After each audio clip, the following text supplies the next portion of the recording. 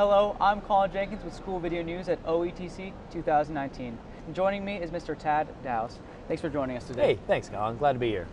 So, my first question, I just wanted to ask, what are you doing at OETC 2019 and what do you hope to accomplish here? Sure. Well, this year I'm doing some presentations. My job, I work at Trekka Digital Academy. We're an online school. That's my paid gig. My hobby is educational technology. So I do a lot of stuff with robotics. We have some drone racing we're doing. A lot of teaching teachers how to use technology in their classroom. That's what I do on the side. So that's why I'm here, sharing some of that information and hopefully getting some of the teachers to engage with that work. Definitely, and we were talking beforehand, some of the sessions that you do revolve around, drones and different technologies that students can use to get engaged with the learning. Can you kind of describe the benefits that educators and students have when technology is used hands-on in the learning? Sure, yeah. So part of my volunteer work is I'm the executive director for a nonprofit called EDU Everything.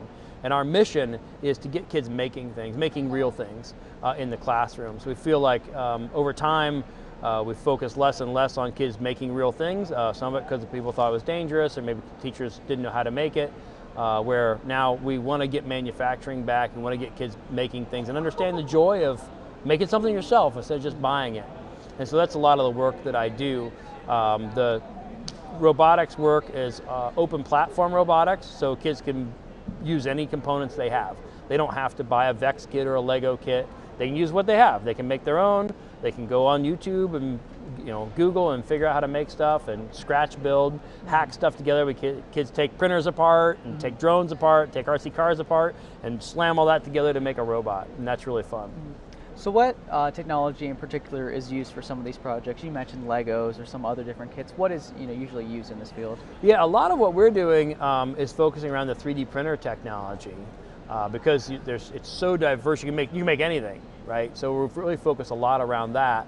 And then purchasing a lot of radio technology because we're doing a lot of radio control things with the drones. For our drone race, we also have cameras, so our drones are what we call first-person view. So when you fly the drone, you wear a headset, and so you're actually looking through a camera that's on the drone. So you don't see the drone, you just see what the camera sees. So you actually sit there like you're the pilot. And so that has a radio frequency, so we talk about amateur radio and how that works. So there's all kind of pieces involved with it. And it really does, it opens up the door for kids to do anything that interests them. If it interests them, we probably have something they can do to kind of scratch that itch. How does OETC kind of foster a platform where people like you can give sessions and then kind of teach educators to go on and then teach their students to kind of have that, that advantage? Yeah, and OETC is very unique in that way because a lot of conferences focus on educational technology like the smart boards, Google Classroom, Google, and all those are super important. And they're certainly a part of this conference. But OETC allows people like myself that are more into the engineering and the fabbing and the making of things to come here and also share. We find there's a lot of continuity between those teachers. A lot of teachers that are using educational technology, like smart boards and things, they want to go and have their kids make real things and use 3D printers. And so it's only a natural fit for those teachers to find interest. A lot of them are new to the field. Myself, I've been doing this for 23 years, so it's not new to me. But a lot of teachers have never used a 3D printer. They've never designed something. They've never soldered a solder joint before. So this gives me an opportunity to really share that information with a much larger audience than I would at maybe a conference that focuses more on the making, where people already know a lot of that stuff. Definitely. How do you think can educators learn from you, someone who's been in the field for 20 plus years, to help overcome some of the obstacles and challenges they might face when trying to teach students about drones or other new technological advances? Sure. Yeah, one thing I just told the last group in my session, we can use the educational technology to help us bridge to these other technologies. So I told teachers that were in the session, if you have questions, email me. We can do a Google Hangout, and I can help you right where you are. You don't have to come to a session, you don't have to come to a workshop. We can use remote technology and talk. And I can see eyes light up like, oh my gosh, I never thought about that. I can just reach out to you and ask a question. And helping their students as well. One thing I always encourage teachers to do with this is just go for it, There's a lot of fear times from students and teachers that, I'm gonna break it, or it's not gonna work, or something's gonna fail. But we only learn from those things. We don't learn unless we fail, right? You've got to try it. and go for it. And the first time it's not going to work, right? The first time you 3D print something, it fails. It doesn't look the way you want it to look. But only by going through the process and trying it can you get to the place where you have success. And that's really what we want. Definitely. And then, you know, you said you've been in this field for 20 plus years, Yeah. as I mentioned before. How has it changed from when you got into it to now, to whereas, you know, current day we're teaching it to kids?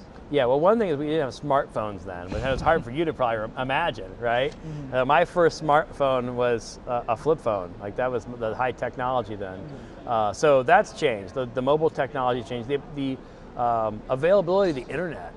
You know, when I first started teaching, the only people who had the internet was the school. Most people had dial-up, right? So dial-up, you couldn't do anything on that except send email. So the only high-speed internet was at the school. Well, now everybody has high-speed internet. They have it in their pocket. So that has changed tremendously.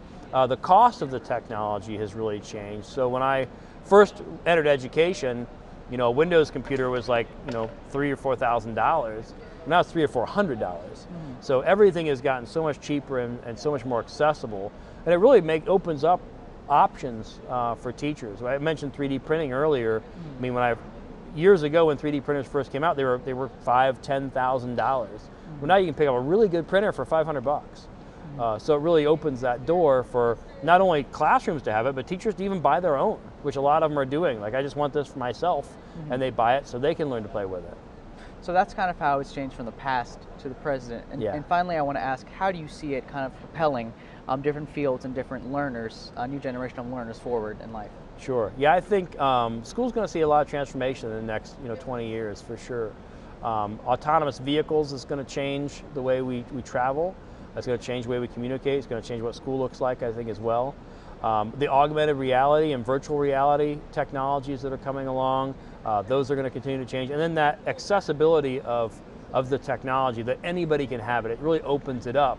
And it keeps it from, the teacher has to change their mindset. It used to be that if I was the teacher and you were the student, I would tell you what you needed to know. Yeah. Right? But now, you can go find it yourself. You don't need me. Right? You can just go to Google and find whatever you need. You'll find people way smarter than me that can tell you the same thing. So the teacher has started to and is going to continue to move into more of a facilitator and a curator of the learning from a deliverer of the learning. And that's going to just be a process that's going to continue to evolve.